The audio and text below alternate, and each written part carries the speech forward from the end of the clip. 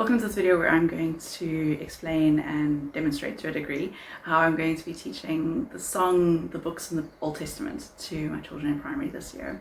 So this wasn't part of my original plan, but as I kind of was approaching the first week of January, I thought this is actually really useful, I think, for the children to be able to get an overview of how the Old Testament fits together. And then also what I'm going to do is I'm only going to teach it phrase by kind of line by line to the children, so just doing a few books at a time, and then as we go through the year add on to it, because I think there are 39 books in the Old Testament, so it is quite a chunk to be remembering. What I've also done is I've looked online. There are various different sites that show how the books in the Old Testament are grouped together. So you have the law, you have the history, you have the poetry, then you have the major prophets and the minor prophets.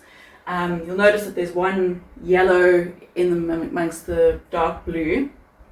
So there are different sources. Sometimes Lamentations is put as part of poetry, sometimes it's put as part of the major prophecy, but it does seem like it's probably a bit of an anomaly and it should be part of the poetry. So this is the order, but that one is more poetic than prophecy. And also, if they're interested to know, so what I also did was, in terms of these the different shapes that I've got here, so these are kind of supposed to approximate what books would look like kind of the top of a book, but it's not, or a spine of a book. It's not really great, but anyway. I made the different sizes based on how long the books are. So I found somebody who had put together all the different lists, how many pages each book is, or how many words or something like that. I can't remember exactly how they did it, but anyway, I was very surprised to find that actually the very longest book is the book of Jeremiah. I would expect it's probably something like Isaiah or one of the Genesis, Exodus. So Genesis is very long, but yeah, Jeremiah is the longest, so I did not know that.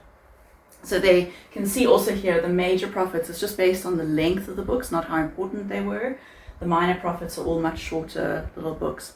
So what I'm planning on doing then is, as I said, go phrase by phrase. So the first kind of line of the song goes Genesis, Exodus, Leviticus, Numbers, Deuteronomy, Joshua, Judges, and Ruth.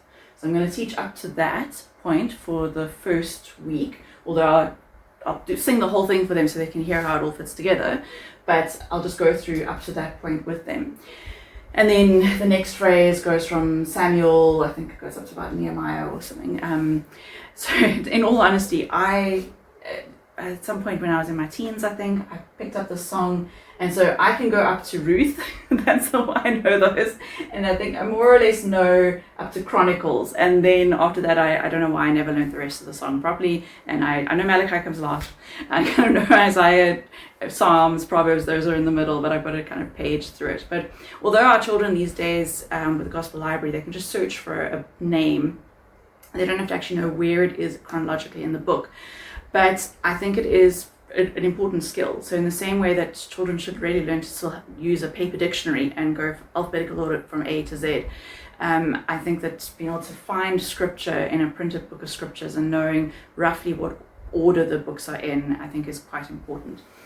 So what I'm then going to do as well during the year, so I'll probably leave this up on one of our walls, boards or cupboards for most of the year. I just need to ask the primary president, confirm with that. But then what I want us to do is actually, as we cover a book of scripture, move it over to another part of the board. So we can come back to this from time to time, and every couple of weeks we can sing up to what we've done and then add the next section as we're approaching those books so they're prepared before they get to it.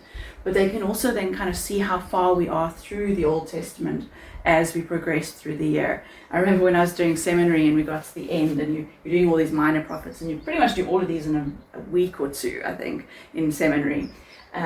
So it was very satisfying to be able to feel like, okay, we're getting to the end and it's going to finish quickly now.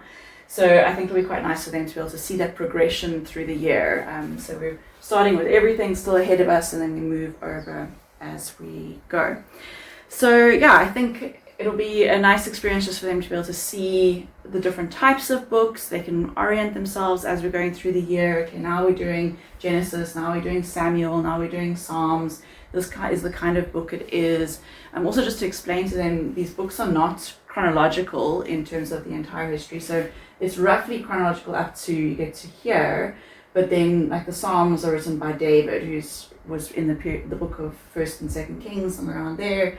And then you have like the books of the prophecies are also not chronological. It's based on the size, the major prophets being first.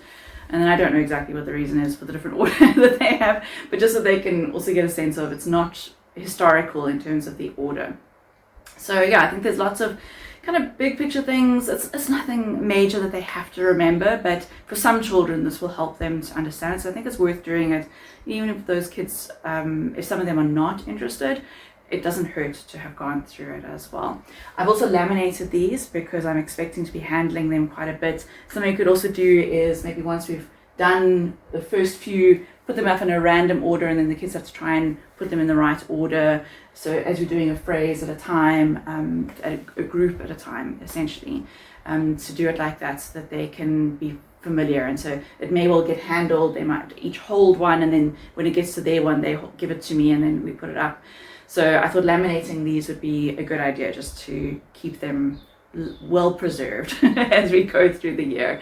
And then in 4 years' time, when we come back to the Old Testament, then we've got this ready to go as well. So I hope you enjoy that with your primary. In the description below for this video, there is a link to the Google Drive folder where I share resources for all of the different songs as I have them. So I have put a file, both black and white, which is what I did, and then I just colored this in, and then I also did a color version. So you're welcome to just print that out and use that if you want to, or do something similar for yourself, make it yourself. But yeah, I hope it's helpful and I hope you enjoy it.